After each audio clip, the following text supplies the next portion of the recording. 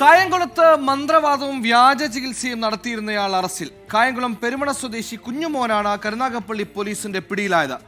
വാടക വീട് കേന്ദ്രീകരിച്ചായിരുന്നു ദുർമന്ത്രവാദം നടത്തിയത്.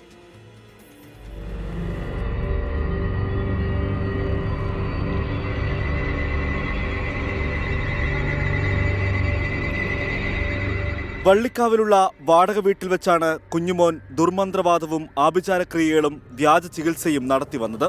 അടുത്തു വരുന്നവരെ സ്വാധീനിച്ച് ദുർമന്ത്രവാദവും ആഭിചാരക്രിയയും നടത്തി പണം തട്ടിയെടുക്കുകയാണ് പതിവ്.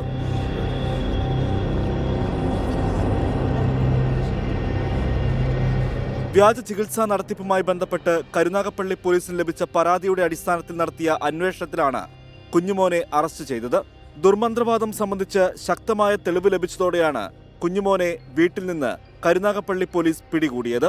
കരുനാഗപ്പള്ളി ഇൻസ്പെക്ടർ ബിജുവിന്റെ നേതൃത്വത്തിൽ SI-മാരായ ഷമീർ, കണ്ണൻ, ഷാജിമോൻ, റഹീം, SCPO ഹാഷിം, CPO കൃഷ്ണകുമാർ എന്നിവരടങ്ങിയ പോലീസ് സംഘമാണ് പ്രതിയെ പിടികൂടിയത്.